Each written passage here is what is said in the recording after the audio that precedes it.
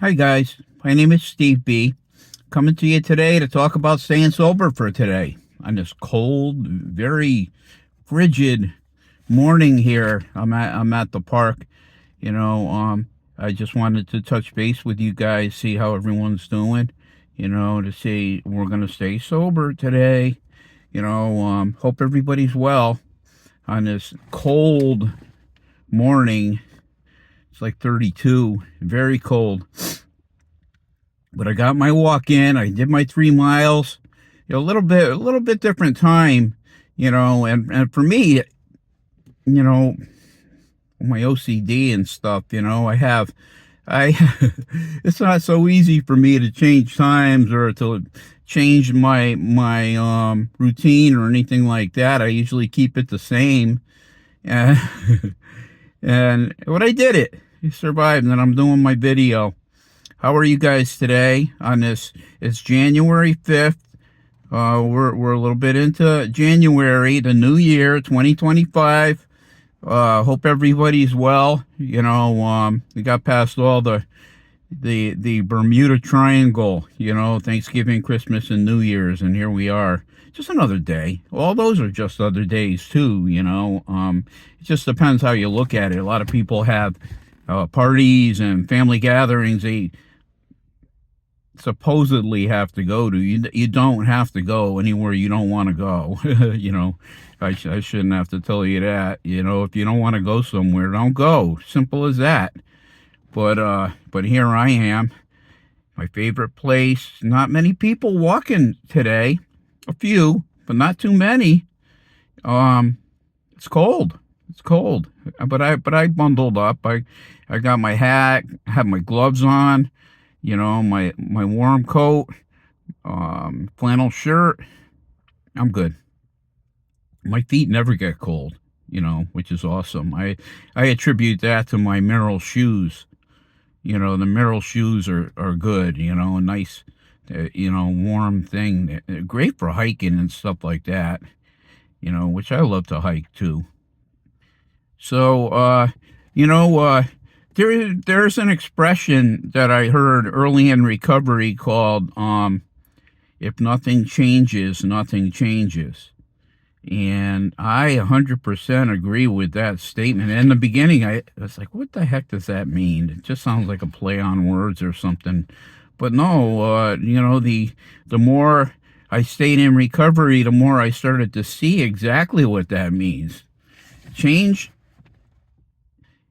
is inevitable in our lives. We're going to get older. Sometimes we're going to get sick. Sometimes, people are going to die. People are going to get sick. People are going to move away from us, for whatever reason. And for the longest time, I'm talking about the past couple of months, I've been kind of bumming out because my daughter, Olivia, moved away. She didn't move far. She only moved like 20 minutes away. But for me, it was like, you might as well move to California, or whatever. My son, I recently got to visit with him down in Virginia and had a good time with him. And then, that's Brandon. And Michael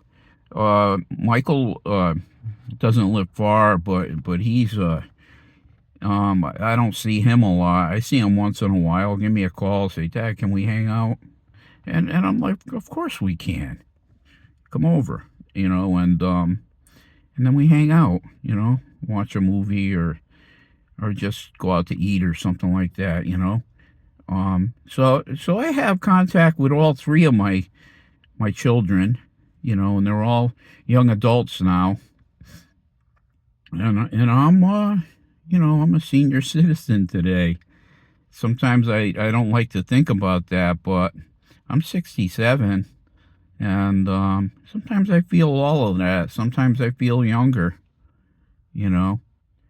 but I don't know.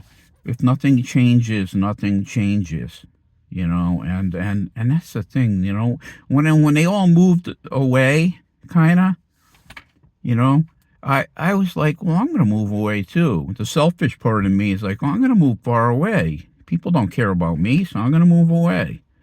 But it's not that at all. People do care about you. You know, that's just self-pity that I was feeling. And I don't like self-pity. Self-pity is my biggest enemy.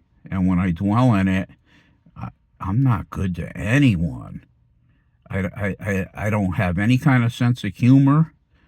I'm kind of all full of myself. I want this, I want that, I want the other thing. I want people to recognize me. I want to be noticed. I want them to care about me. Me. What does that sound like? Sounds like Satan.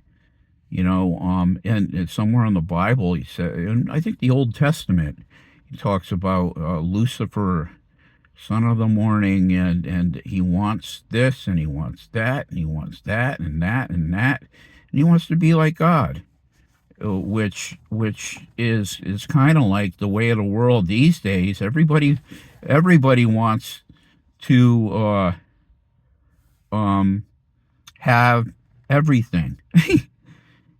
And that's really an impossibility, number one. But if I could say what the thing that keeps me on the right track is, I wanna walk with God. You know, there's another passage in the book of Hebrews. I think it says something about Enoch. Enoch walked with God, and he had this testimony that he pleased God. That, for me, that says it all. If I could end my life, I don't want to end my life, but at the end of my life, be able to say, I walk with God, and to have God say that I pleased Him. Wow, is there anything better than that? I don't think so. I don't think so. To please God and to walk with God is the greatest freaking pleasure of any human being's life.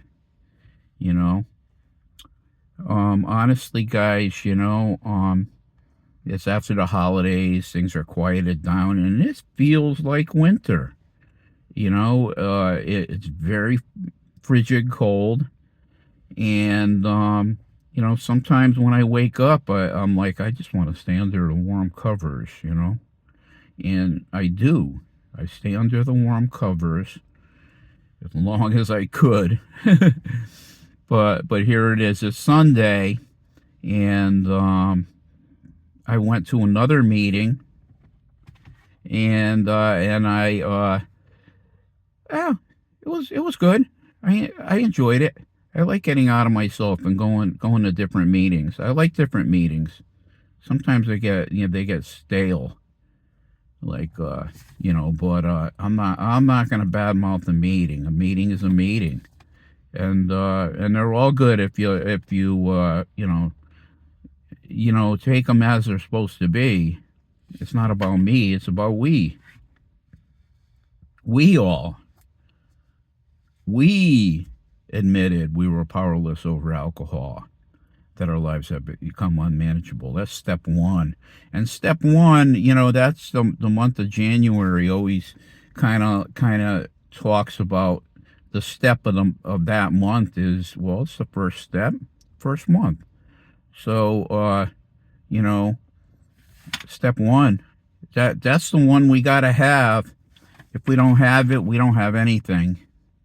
Without it, I don't have sobriety. I don't have God. I don't have anything, because alcohol, what is it called? What is our literature calls it? A rapacious predator. It just wants us dead. It's like the devil, walking about as a roaring lion, seeking whom he may devour. Kind of reminds me of that. You could say that's alcohol. I have what I like to refer alcohol, or like to compare it to, is a deadly cobra, because that cobra wants to take you out. That cobra wants to kill you. And it might look harmless. Not that I've ever seen even a picture of a cobra that looks harmless. They don't look harmless. They look like they're ready to rip you apart. And that's alcohol too. It seems virtually harmless, like it's not going to hurt you. But then for the alcoholic, there's no off button. There's no stopping. Um, I heard someone say one time, and this is awesome. He says, "I can't drink because when I drink, I can't stop." That's very succinct and very, very, very profound. And any alcoholic could say that. If you're drinking, there's no off button. You can't stop. And so why even bother to start? If nothing changes, nothing changes. Like we could say all we want, that we want to quit drinking, we want to quit using, we want to live a clean life and a sober life. And that is admirable. But you got to do some things. You gotta number one, when you put it down, you got to replace it with something else, something good that's not going to kill you. I try to, I try to walk with God every day. I try to do what He wants, and I don't always know what He wants because I'm human. But I know He doesn't want me to drink. Sometimes when you know what He doesn't want, that can help you. And not picking up that drink or drug is huge. I've been looking on Facebook and seeing a lot of famous people have years of sobriety too. And honestly, it's like I didn't know. I just worry about my own sobriety. I can't worry about someone else's, or that they're going to get it, not going to get it, whatever. I want them to, but all I could do is share my own experience, strength, and hope, and hope that they hear me, and also and also wanna put the bottle down and try a different way of life. Nature abhors a vacuum. I love that saying because it does. When Jesus talked about it one time. When the unclean spirit goes out of a man, he walks about seeking rest and finds none. So he says, "I'll go back to my house." When he goes back, he finds it empty, swept, and cleaned, and he goes and takes 7 other spirits more wicked than himself, and they all abide there. And it says the last state of that man is worse than the first.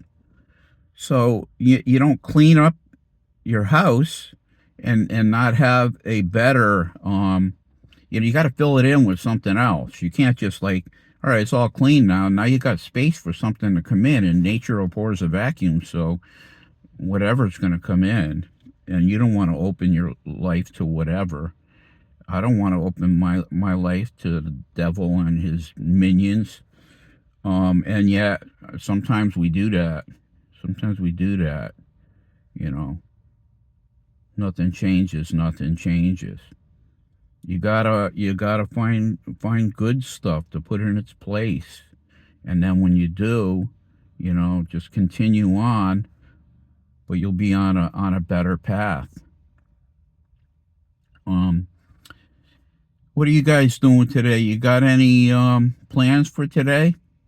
You gonna do anything good? It's Sunday here. It's Sunday, and well, I'm gonna head home, and I'm gonna hang out with Bailey for a while, and after that, just chill out, maybe go on the computer for a little while. I hope you guys are seriously not going to drink today. Don't drink today. Just don't make that an option. If you don't make it an option, you don't have to drink. And I never make it an option anymore. It's not like, oh, that's a good idea. Yeah, kill yourself. No, I don't want to do that today. You know, life is too precious. I want to live, like George Bailey said, and It's a Wonderful Life. I want to live. You know, please God, let me live. And wow, my favorite movie. I can't think of any other movie that gets me more emotional than that. It just sucks you right in, and you find yourself thinking, you know, George, hang in there. The best is yet to come. You're not done yet. And I try to tell people that. I try to tell you guys that. Just remember that the best is yet to come. And if hang in there, and it will. God bless you all. Love you all. Give me a like and subscribe.